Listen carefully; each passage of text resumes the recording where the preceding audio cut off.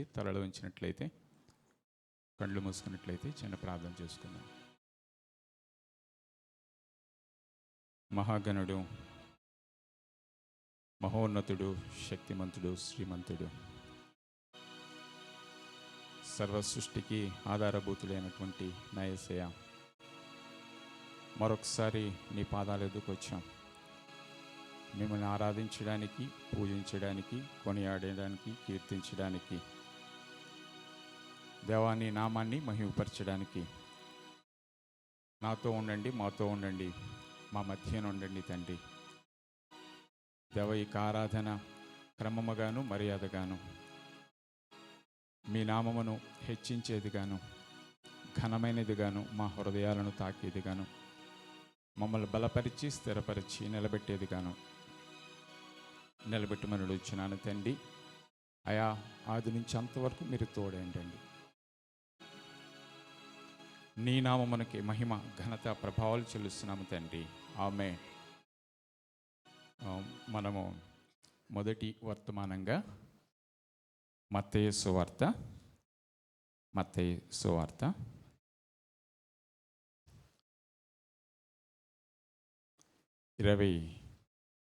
21వ అధ్యాయము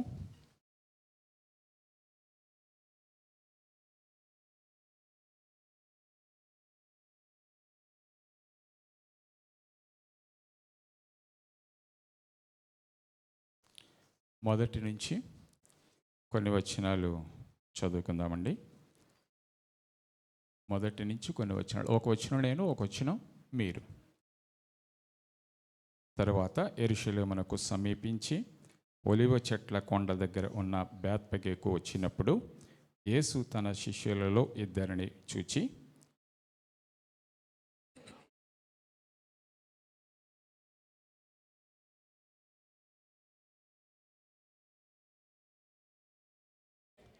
ఎవడైనాను మీతో ఏమైనాను అని నెడల అవి ప్రభువునకు కావలసి ఉన్నవని చెప్పవలను. వెంటనే అతడు వాటిని తోలిపెట్టమని చెప్పి వారిని పంపాను.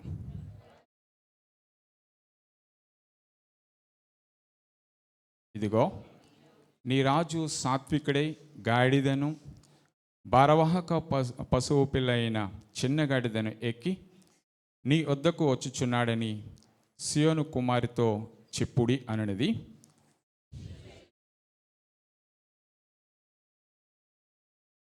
ఆ గాడిదను దాని పిల్లను తోలుకుని వచ్చి వాటి మీద తమ బట్టలు వేయగా ఆయన బట్టల మీద కూర్చుండెను.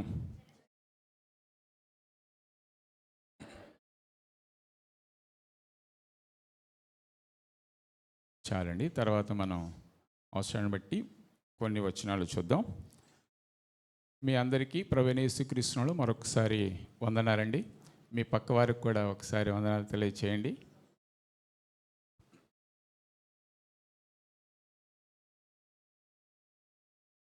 ఈ ఆదివారం ప్రత్యేకమైనటువంటి ఆదివారం. ఎందుకని అంటారు? దీనిని ఈ ఆదివారాన్ని మట్టల ఆదివారం అని పిలుస్తారు. ఏం ఆదివారం?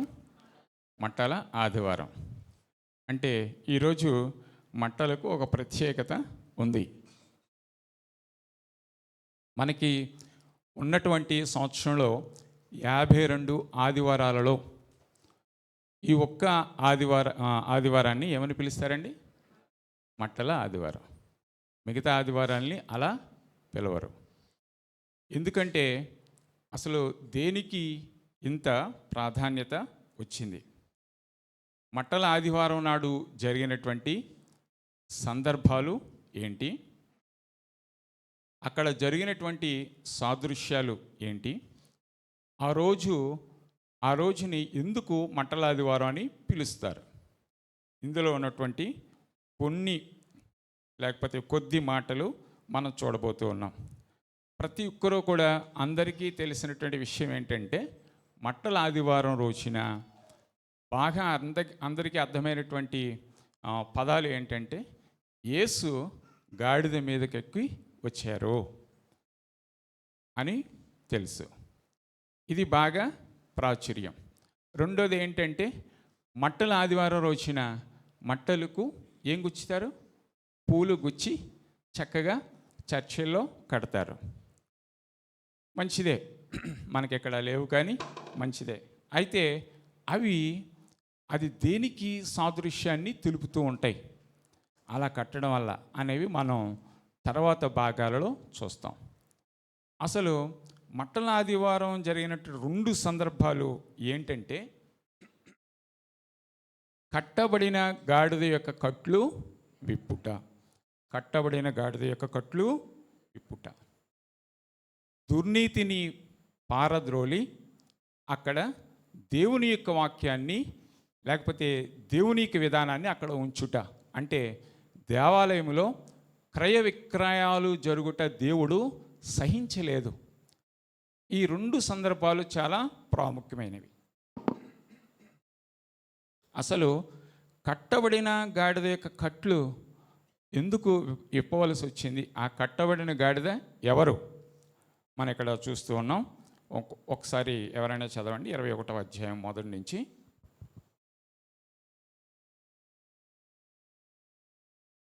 ఒలీవ చెట్ల కొండ దగ్గర ఉన్న బెత్పబేకు వచ్చినప్పుడు యేసు తన శిష్యులలో 2 చూచి, మీ ఎదుటనున్న గ్రామమునకు వెళ్ళుడి. వెళ్ళగానే కట్టబడి ఉన్న ఒక గాడిదయు దానితో ఉన్న ఒక గాడిద పిల్లయు మీకు కనబడును. వాటిని విప్పి నా ఎద్దుకు తోలుకొని రండి. చాలండి.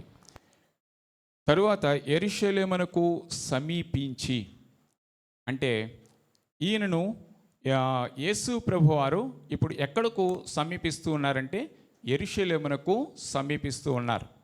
సరే, అంతకుముందు యేసు ప్రభు యెరూషలేమునకు వెళ్ళలేదా? ఎందుకు ఈయన ఈ వారంలో, అంటే తన యొక్క జీవితంలో చివరి ఆదివారం, ఈ వారం రోజులు కూడా చాలా ప్రాముఖ్యమైనవి. తన యొక్క యేసు ప్రభు యొక్క జీవితంలో ఈ చివరి ఆదివారం తర్వాత సంభవించిన ఈ వారం రోజులు చాలా పరిశుద్ధమైనవి, చాలా విలువైనవి. పస్కా పండుగ జరిగేటువంటి రోజుకు ముందు జరిగినటువంటి సందర్భాలని మనం ఈ రోజు నుంచి గుర్తు చేసుకుంటాం. వధించబడినటువంటి పస్కా పండుగ జరిగేటువంటి ముందు రోజుల్ని గుర్తు చేస్తాయి. ఆదివారం, సోమవారం, మంగళవారం, బుధవారం, గురువారం, శుక్రవారం ఆయన సిలువ వేస్తారు. ఈ సందర్భంలో యేసు ప్రభు యెరూషలేమునకు వెళ్ళేటప్పుడు దారి పొడవునా పరిచినటువంటి వస్త్రాల గురించి మనం చూస్తూ ఉంటాం. అయితే ఎందుకు యేసు ప్రభువుని ఇంత ఘనంగా ఆ రోజు ఆహ్వానించారు? ఈ మట్టల ఆదివారం రోజు ఆహ్వానించారు. అంతకుముందు ఆయన యెరూషలేమునకు వెళ్ళలేదా? ఆయన 8వ రోజు, పుట్టిన 8వ రోజు యెరూషలేమునకు సందర్శించారు. తర్వాత 12వ సంవత్సరంలో యెరూషలేమునకు వెళ్ళారు. అంతకుముందు తర్వాత తాను 3.5 సంవత్సరాలు ఉన్నప్పుడు తన పరిచర్యలో అనేక సందర్భాల్లో యెరూషలేమును సందర్శించారు. అయితే ఈరోజు తాను ఈ చివరి ఆదివారం, ఈ ఆదివారం నుంచి జరిగేటువంటి సందర్భాలలో ఈరోజు ఆయన యెరూషలేమునకు వెళ్ళేటప్పుడు బట్టలు పరచడం జరిగింది. ఎందుకంటే ఈ బట్టలు పరచడం అనేది పాత నిబంధన గ్రంథంలో ఉన్నది. 2వ రాజులు 9:13లో యెహూ ఒక రాజుని ఆ యొక్క దేశంలోనికి ఆహ్వానించినప్పుడు, రాజుగా ఆయన వచ్చేటప్పుడు జరిగేటువంటి సందర్భాలలో ఇది ప్రధానమైనది. ఏంటంటే బట్టలు పరచడం. రాజును ఆహ్వానించేట సందర్భాన్ని తెలియచేసేది ఈ యొక్క రాజుని ఆహ్వానించి తెలియచేసేది ఇక బట్టలు పరచడం. తమ యొక్క వస్త్రాలను తీసి పరచడం.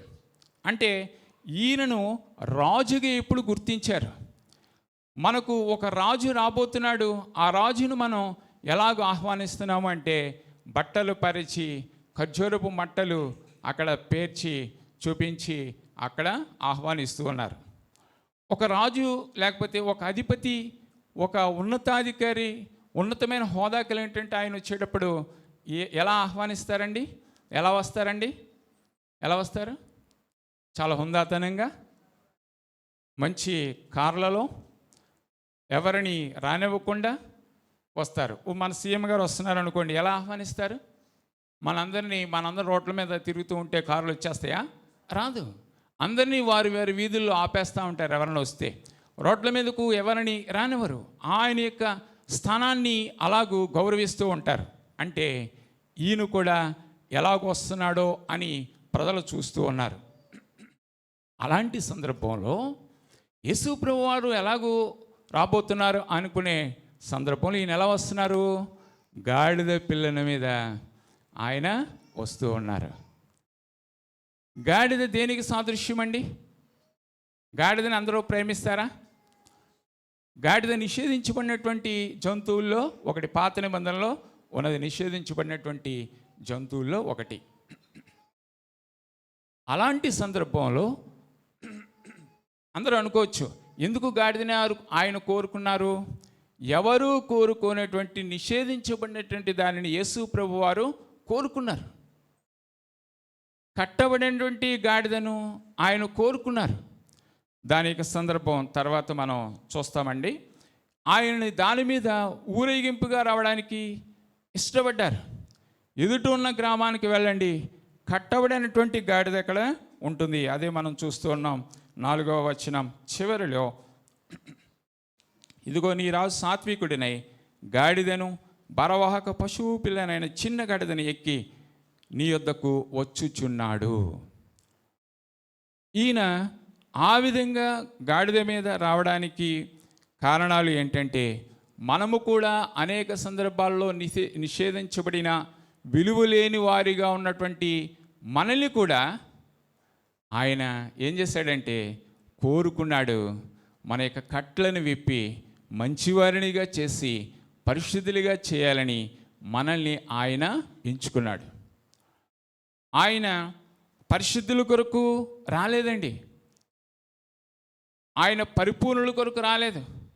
ఇంకనూ మనము అపవిత్రులమై ఉండగా మనల్ని రక్షించడానికి ఆయన వచ్చాడు. సరే, గాడిద 3 సందర్భాల్లో మనం చూస్తూ ఉంటాం. గాడిదను ఎలాగూ అంటే, బిలాముని ఎలాగూ రక్షించింది అంటే మనను రక్షించింది.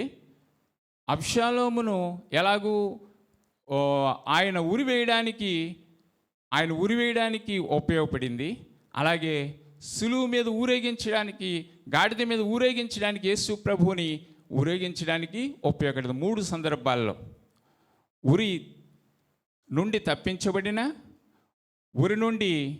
ఉరి తీయబడిన, ఊరేగించబడిన 3 సందర్భాలలో ఈ గాడిదను మనం చూస్తాం. నిజమే. అలాంటి గాడిదని యేసు ప్రభు కోరుకోవడానికి, నిన్ను నన్ను కోరుకోవడానికి కారణం ఏంటంటే, మనల్ని ఆయన ప్రియ బిడ్డలుగా చేయడానికి మనల్ని ఆయన ఎన్నుకున్నాడు. కట్టబడినటువంటి కట్ల నుండి మనల్ని విప్పడానికి, మన అనేకమైన బంధకముల చేత, అపరాధముల చేత మనం ఇంకనూ చచ్చిన వారమే ఉన్నప్పుడు ఆయన మనల్ని ఆ వాటి నుండి రక్షించడానికి యేసు ప్రభువు మనల్ని ఎన్నుకున్నాడు. నిజమే. హెరోదు గురించి మనం చూసినట్లయితే, నాకు టైం తక్కువ కాబట్టి నేను పైన చెప్తాను హెరోదు గురించి. హెరోదు ఆ రోజుల్లో రాజుగా ఉన్నప్పుడు తాను క్రూరంగా ఆయన దేశాన్ని పాలించాడు. తన యొక్క సొంత అన్నదమ్ముల యొక్క భార్యను చంపించి, సొంత అన్నదమ్ముని చంపించి భార్యను ఉంచుకున్నటువంటి వ్యక్తి. అదే కాదు, ఆయన ఎన్నో క్రూరమైనటువంటి పనులు చేశాడు. దేశంలో అరాచకం సృష్టించాడు. అదే కాదు, చాలామందిని జైళ్ళలో పెట్టించి, కారాగారంలో పెట్టించి, నేను చనిపోయినప్పుడు వీరందరినీ కూడా చంపేయాలి. ఎందుకు అంటే నేను చచ్చిపోతే ఎవ్వరు ఆడవరు కాబట్టి వీరిని కూడా చంపేస్తే వారి ఏడుపులు దేశంలో ఆ యొక్క స్థలంలో ఉన్నటువంటి వారి బంధువులు చనిపోయిన ఏడుస్తూ ఉంటారు కదా. అప్పుడు అబ్బో రాజు చనిపోయాడు అని అనుకోవాలి. అంటే అంత క్రూరమైనటువంటి వ్యక్తి. కానీ యేసు ప్రభువారు రాజుగా రావడానికి కారణం ఏంటంటే, ప్రజలని రక్షించడానికి, పాపము నుండి, శాపము నుండి ప్రజలను విమోచించడానికి. నిజమే, రెండో సందర్భం మనం చూసినట్లయితే క్రయ విక్రయాలు జరుగుతూ ఉన్నాయి. దారిలో ప్రభువును ఊరేగిస్తూ ఉన్నారు. ఏమనంటే, దావీదు కుమారునికి జయము, ప్రభువు పేరట వచ్చేవాడు స్తుతింపబడునుగాక అని అరుస్తూ ఉంటే, దావీదు కుమారునికి జయము జయమని వీళ్ళు అరుస్తూ ఉంటే, దేవాలయంలో ఏం జరుగుతున్నాయంటే క్రయ విక్రయాలు జరుగుతూ ఉన్నాయి. పావురాలని అమ్మటం, అక్కడ వ్యాపారాలు చేయడం, ఇవన్నీ జరుగుతూ ఉన్నాయి. అప్పుడు దేవుడు మాట్లాడతాడు, నా మందిరము ఏంటండి? ప్రార్థనా మందిరం. ఇక్కడ ఇది వ్యాపార స్థలం కాదు, వ్యాపార స్థలం కాదు. నిజమే, ఇది ఆరాధన జరిగే స్థలం, ఆరాధించబడవలసిన స్థలం, ఇది పరిశుద్ధ స్థలం, దేవుణ్ణి స్తుతించవలసిన స్థలం. కాబట్టి నన్ను రాజుగా మీరు ఆహ్వానిస్తున్నారా మీ హృదయంలోనికి అని ఆయన ప్రశ్నిస్తాడు. ఎందుకంటే అక్కడ క్రయ విక్రయాలు జరగడం చూసి ఆయన యేసు ప్రభువు వారు కోపపడ్డం, కోపాన్ని ఇక్కడ చూడడం, ఇదొక్క సందర్భంలోనే మనం చూస్తాం. ఎందుకంటే ఆయన సహించలేకపోయాడు. నిజమే, ఆరాధన అనేది చాలా ప్రాముఖ్యమైనది. ఆయనను మనము రాజుగా మన జీవితంలోనికి ఆయన ఆహ్వానిస్తూ ఉన్నామా? ఈ యొక్క ప్రజలు దారి పొడవున మట్టలు పేర్చి వాటికి పూలు గుచ్చి ప్రభు వస్తున్నాడని వస్త్రాలు పరిచి వస్త్రాల మీద ఆయనను తీసుకుని వస్తున్నారు. చాలా విలువైనటువంటి వస్త్రాలని అక్కడ దారి పొడవున పరిచారు. ప్రభువు పేరట వచ్చి రాజు స్తుతించబడునుగాక, ఆయనకే జయము, ఆయనకే మహిమ, ఆయనకే ఘనత అని వీరు చెప్తూ ఉన్నారు, అరుస్తూ ఉన్నారు. నిజమే, ఆ రాజుని మన హృదయంలోనికి మనం చేర్చుకుంటూ ఉన్నామా? ఆ రాజుని రాజుగా నువ్వు ఆహ్వానిస్తూ ఉన్నావా? రాజుగా ఆహ్వానిస్తూ ఉన్నావా? లేకపోతే ఇంకా క్రయ విక్రయాలు జరిగేటువంటి ఆ చర్చెస్లో, లేకపోతే చాలా చర్చెస్లో ఏం చేస్తారంటే, ఈరోజు మనకు లేవు కానీ ఇక్కడ ఆ పాస్టర్ గారిని గాడిద మీద కూర్చోబెట్టి తీసుకుని వెళ్తారు ఆచారం కింద. నిజమే, చాలా చర్చెస్లో మట్టలు ఈ పూలు గుచ్చి పెడతా ఉంటారు. ఎందుకంటే సందర్భం కాబట్టి, అదేమీ తప్పు కాదు. ఎందుకు అంటే ఇది మట్టల ఆదివారం. ఎందుకు ఈ యొక్క మట్టలకు ఇంత సాదృశ్యమైనటువంటి ఇంత ఖర్జూరపు మట్టలకు విలువ వచ్చింది? దానిలో ఉన్నటువంటి సాదృశ్యం ఏంటి? 4 సువార్తల్లో, మత్తయి సువార్త, మార్కు సువార్త, తర్వాత యోహాను సువార్త, లూకా సువార్త, ఈ 4 సువార్తల్లో ఈ సందర్భాన్ని మనం చూస్తాం. ఏ సందర్భాన్ని? కట్టబడిన గాడిద యొక్క కట్లు విప్పుట, బట్టలు పరిచి దాని మీద గాడిని తీసుకుని వచ్చుట, ఖర్జూరపు మట్టలు పూలుగుచ్చి చక్కగా ఆయన్ని ఆహ్వానించడం. అయితే యోహాను సువార్తలో మాత్రం ప్రత్యేకంగా ఖర్జూరపు మట్టలు అని రాయడం జరిగింది. ఖర్జూరపు మట్టలు. అసలు ఈ ఖర్జూరపు మట్టలు సాదృశ్యం, 4 సాదృశ్యాలు దీని నుంచి చూడొచ్చు. ఎందుకు అది విలువైనవి? ఖర్జూరపు మట్టలు మొట్టమొదటి ఏంటంటే అందం, దాని యొక్క అర్థం ఏంటంటే సౌందర్యం, అర్థం ఇచ్చేదిగా ఉంటాయి. దాని యొక్క సాదృశ్యం చూద్దామండి. యెహెజ్కేలు 40:16లో చూస్తే, యెహెజ్కేలు 40:16 దేనికి సాదృశ్యంగా ఇవి ఖర్జూరపు మట్టలు చూడబడుతూ ఉన్నాయంటే సౌందర్యం, అందమునకు సాదృశ్యంగా ఇవి చూడబడుతూ ఉన్నాయి.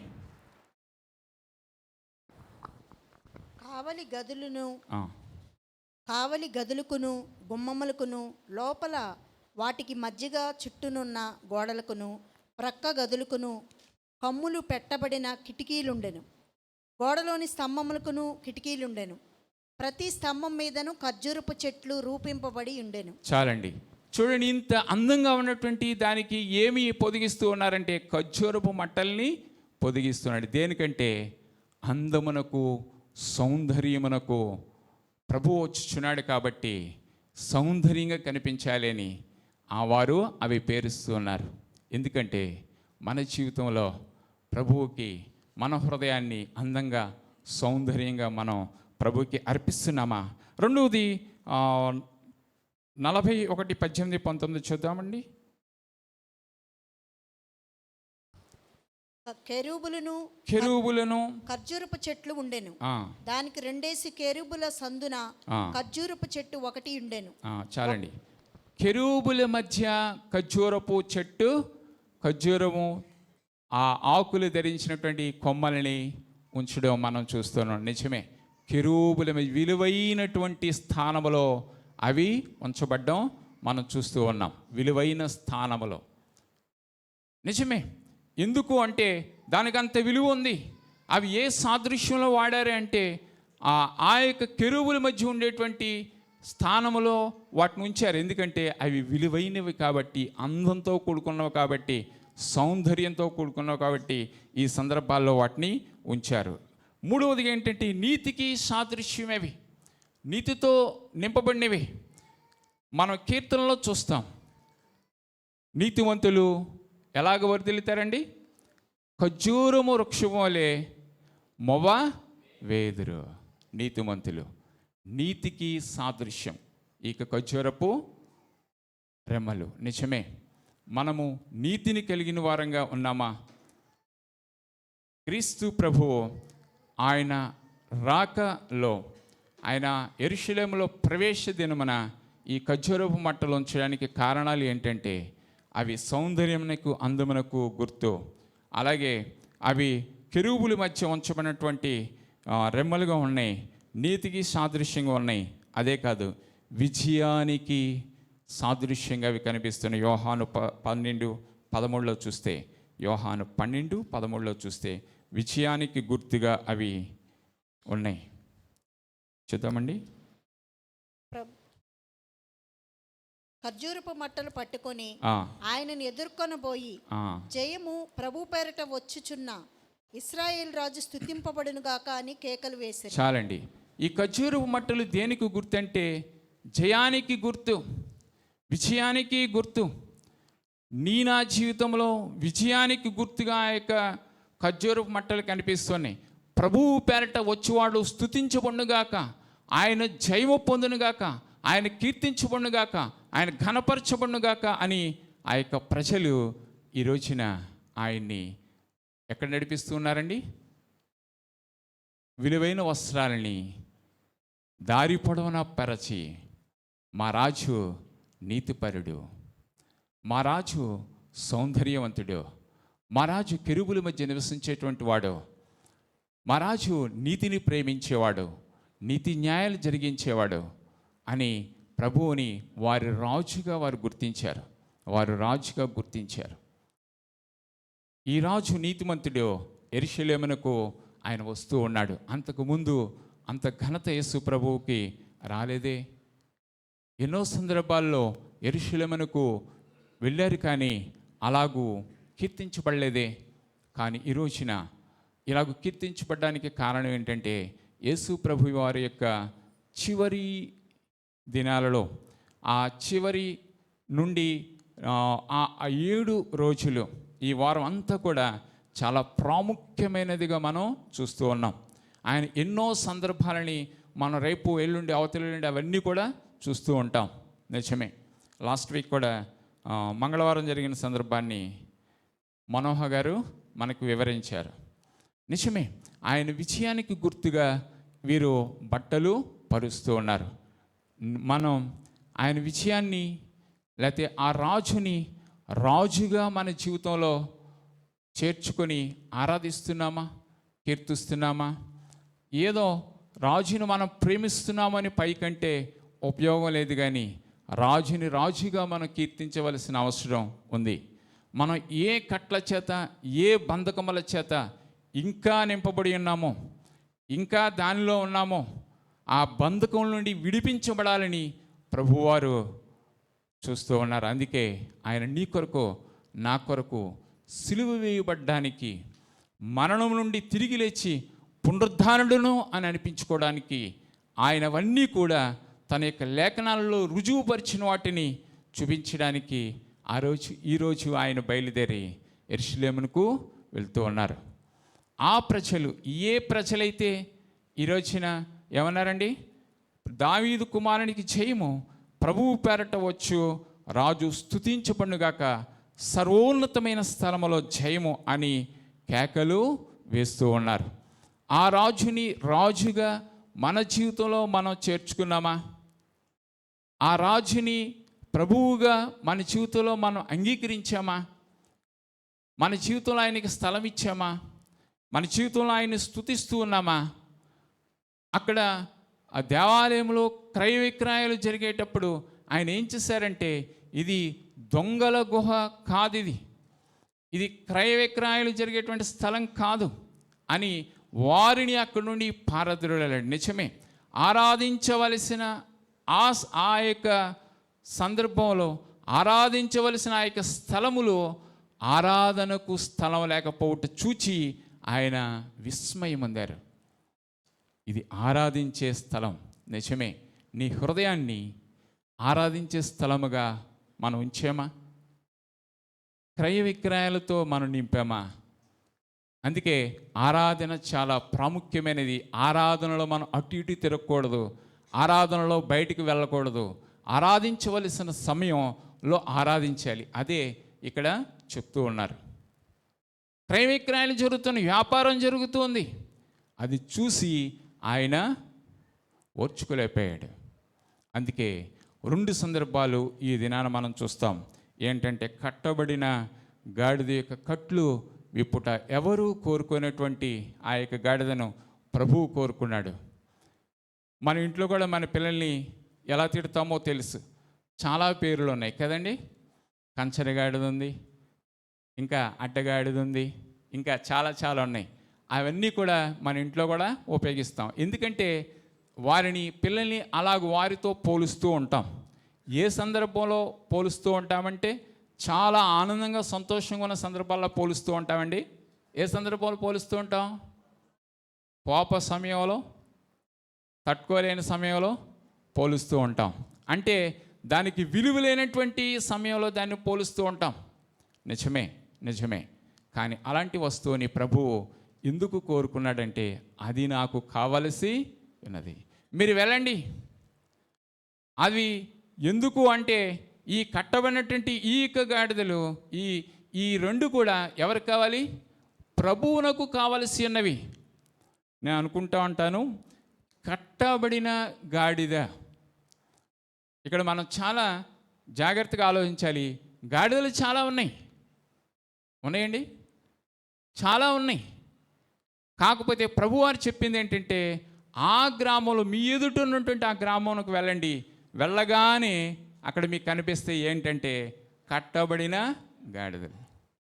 లోకములో చాలామంది ఉన్నారు,